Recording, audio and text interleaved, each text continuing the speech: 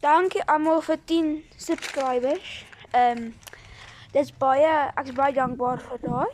En asseblief, ek vra julle mooi, kan ek asseblief aan die einde van hierdie week, dis nou Vrydag, kan ek asseblief volgende week skryf ek eksamen. So ek gaan vir 2, maksimum 3 weke lank niks post nie.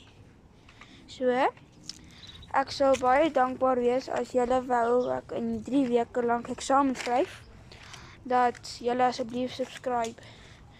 Asseblief maak my droom waar van 100 subscribers. Ek vra julle baie mooi. Dis altes.